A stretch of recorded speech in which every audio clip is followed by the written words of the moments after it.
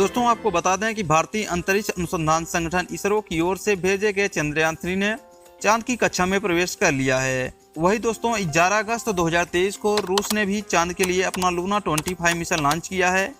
ऐसे में दोस्तों चंद्रयान 3 और रूस लूना 25 चांद के उसी दक्षिणी ध्रुव में लैंड करेंगे जहां करोड़ों सालों तक कोई भी सूरज की रोशनी नहीं पहुंच पाई है और यहां तक कि दोस्तों दुनिया का कोई भी देश वहां तक नहीं पहुंच पाया है।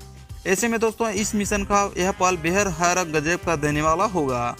हालांकि दोनों के बीच की लैंडिंग की दूरी लगभग 120 किलोमीटर होगी। दोनों एक ही दिन चांद के सतह पर उतरेंगे ऐसा दावा किया जा रहा है। और बता दें कि दोस्तों एक तरफ भारत के चंद्रयान 3 को चांद पर पहुंचने में करीब 27 दिनों का वक्त लग रहा है, तो वही लूना 25 केवल 10 से 11 दिनों में चांद पर लैंड कर सकता है।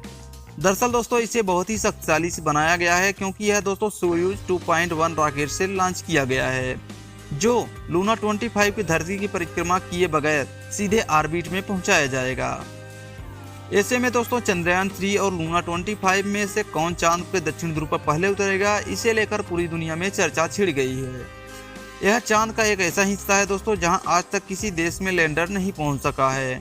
ऐसे में दोस्तों चंद्रयान 3 और लूना 25 की लैंडिंग एक दूसरे के काफी करीब होने वाली है। इसी को लेकर इसरो के पूर्व वैज्ञानिक तपन मिश्रा का कहना है रूस के चंद्रयान मिशन से हमारे चंद्रयान 3 के कोई मुकाबला नहीं है।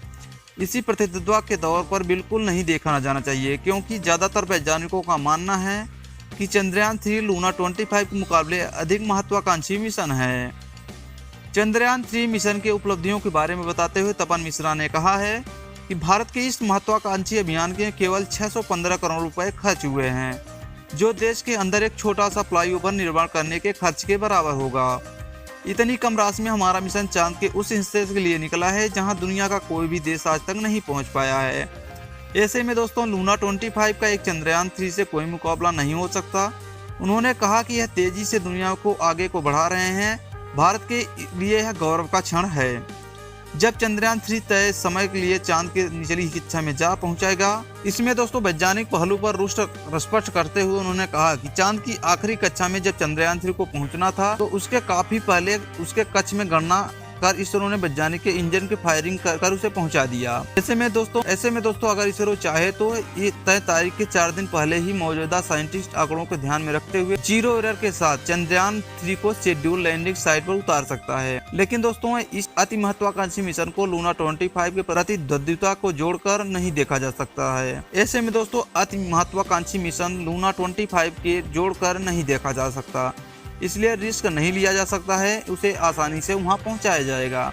उन्होंने कहा कि जितनी कम कीमत में हमारा चंद्रयान 3 चांद पर पहुंच गया है उसने कई गुना कीमत रूस के लूना 25 में लगा है। इसके अलावा हमारा यह मिशन महज 3 साल में प्लान किया गया है, जबकि रूस ने लूना 25 1990 के दशक से ही प्लानिंग प्रक्रिया शुरू कर दिया था। इसके अलावा लूना 25 की लॉन्चिंग में कम से कम 160 मिलियन रुपए खर्च हुआ है, जो चंद्रयान 3 के बजट से कई गुना है। इसलिए हमारा चंद्रयान मिशन लूना 25 के मुकाबले काफी अधिक अच्छा है और गौरव वाली बात है। तपन मिश्रा ने यह भी कहा कि जैसे लूना 25 को लॉन्च करने में अति शक्तिशाली रॉकेट का इस्तेमाल किया गया है जो सीधे धरती के कक्षा के उपग्रह को ले जाकर चांद की कक्षा में प्रवेश कर सकता है, वैसी तकनीक हमारे पास मौजूद नहीं है। बावजूद उसके हमारे चंद्रयान 3 के स्पेस शॉट मैकेनिज्म के तहत पहले धरती के गुरुत्वाकर्षण की मदद से धरती की परिक्रमा करते हुए कक्षा के बाहर पहुंचाएगा।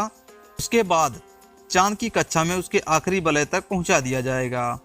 इस मैकेनिज्म के बारे में सरल शब्दों में कहा है कि इस मैकेनिज्म में तपन ने बताते हुए कहा कि यह गुलेल के इलास्टिक लगी होती है जिसमें किसी चीज के फायर करना हो तो उसे डालकर हथेलियों को पीछे खींचा जा सकता है। उसके बाद मांसपेशियों की ऊर्जा इलेक्ट्रिक हो जाती है और स्टोर हो जाती है।